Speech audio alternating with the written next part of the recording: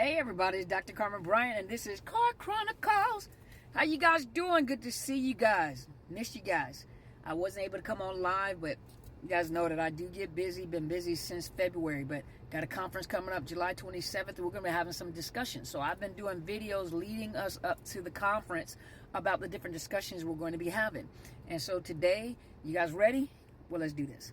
So a lot of you now have information about the narcissist. Just because you have information doesn't mean that it's a resolution. It just means it's giving you information. Remember, whenever you are in these situations, that's not the time to figure out, the why behind the situation. That's not the time to try to analyze this individual to determine, is this a narcissist? Why are they doing what they're doing? What's happened in their childhood? No, that is the time which you're trying to figure out how to get out of the situation. How do you get out of the situation in order to save yourself and your children? I have been a therapist since, I was a counselor. So in the military, I did counsel, what we would now consider coaching. I retired in 2007 and began my journey in therapy in 2008. So from 2008 to this time, I've been a therapist. I have worked with many clientele. I have worked with children and families, and I choose not to work with children and families because I realize that, when you're working with children, people love working with children. That's not a problem. But I noticed that when working with children, a lot of times their behaviors are symptoms to a bigger problem. And a lot of time that problem is the parents. That's the parents. Those are the ones you need to get on. But, you can help a child and they can sit in therapy with you and you're working with them and you're encouraging them and you're talking to them. The little ones, you're modifying their behaviors, but then you have to send them right back into their family. And sometimes their family are narcissistic. And sometimes it's the narcissist and, of course, the supply. And the supply acts like a narcissist sometimes, but the supply sometimes has that victim mentality or, they're guilt parenting or don't say anything to my child or, and they overprotect the child. So they allow the child to do anything. I've had children come into my office and I had computers sitting behind me and they're climbing on top of the counters, sitting on top of my computers, and I'm having to take them off of I'm looking at the parent while I'm taking the child off of my counters or off of my desk area where the computers are at. They're throwing stuff around. They even go into the waiting room, take crayons and draw all over the walls while the parents are sitting there watching. Parents, because you have come out of situations like I have watched children smack their parents. I mean, literally smack the parents, punch the parents, push the parent, kick the parent. Listen, I was raised by a man by the name of Mr. James Bryant, my father. I wish you would have kicked, smacked, slapped, pushed. And he is a baby boomer. We're going to be talking about that. He's a baby boomer. I am a Gen X. I wish I would have slapped, kicked, pushed, punched my father or even my mother. So I don't know what's going on with this generation. But listen, I understand the gentle parenting. I understand what they're trying to say. Because, some of us of ethnicity, my Hispanic brothers and sisters, my Pacific Islanders, a lot of us Southerners and everything, hollering and screaming at the kids. They stress before they get into school. Yeah, we got to stop some of this generational cycle. Some of the stuff that we've been doing, we got to stop. The kids going to school stressed. They have behavior issues because you done started their day off all wrong. But when it comes to a child physically assaulting, and you're seeing it more and more, you're reading it in the news, you hear about it, where these children are assaulting their parents, even unaliving their parents and grandparents, burning their homes down, blowing up their cars, scratching up their cars. And then you wonder, I wonder if my child has narcissistic personality disorder or some type of personality disorder. Probably. You see it developing, probably, and then you I don't know if you're gentle parenting or you're guilt parenting, but for a child to assault their parent, and some of them are 2, 3, 4, 5 years old, and they're assaulting their parents, putting their hands on their parents. Now, keep in mind that some of you are counter co-parenting. I said it, counter co-parenting with a narcissist. And a lot of you are experiencing parental alienation. Look up parental alienation. I got a video about that too.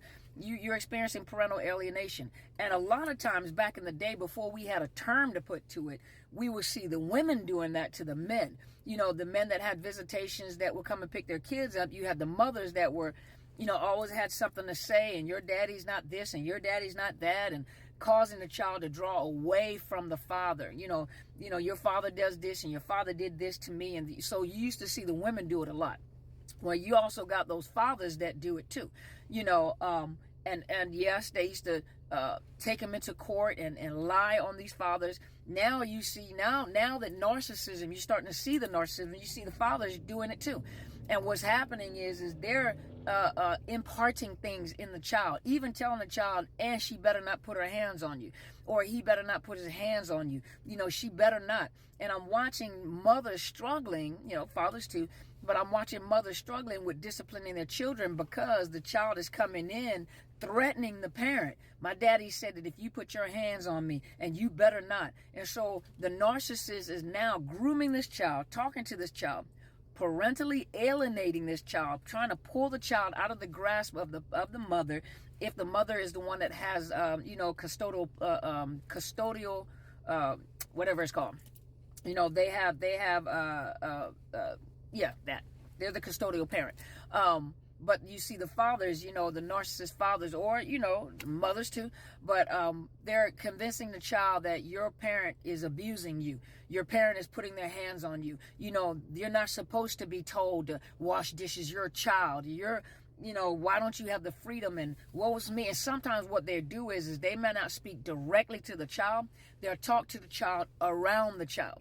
Like they're talking to the new supply, or they're talking to people around them. Like, I feel so sorry for my child. They never get to do this. They never get to do, they don't have a life. They only do this. They never get to do, and I feel sorry.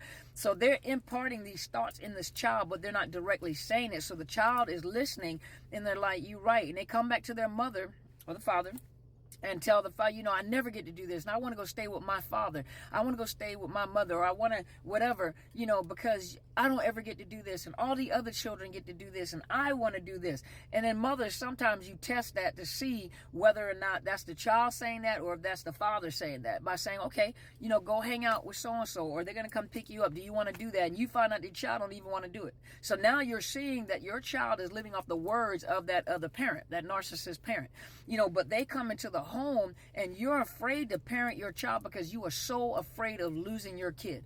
You are so afraid that your child won't love you. But the problem is you're raising them up to disrespect and dishonor you, which is going to hurt them in the long run. It's going to hurt them when they get into society. Not only that, why do you think kids join gangs? Gangs, although they look very unorganized when they're doing, you know, the crimes that they're doing, is a very organized organization.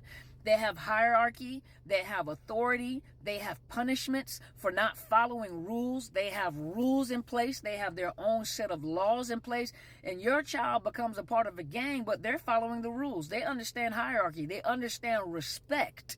They understand respect and what happens when you don't get respect. Unalive, you know, maimed, hurt, something, but, you know, and gangs will jump them, you know, but they understand rules and authority. And if you don't have rules and authority, and you don't have things in place to keep your child in line at home, what do you think they're going to go do and look for? And then on top of that, they grow up to be an entitled individual that doesn't believe in authority, doesn't believe in rules, can't follow instructions, don't like nobody telling them what to do. They do whatever they want to do. And we have these narcissists. You're looking like they don't follow no rules. These rules are made to be broken, or these rules are made to be interpreted by the narcissist. Well, you're teaching them that.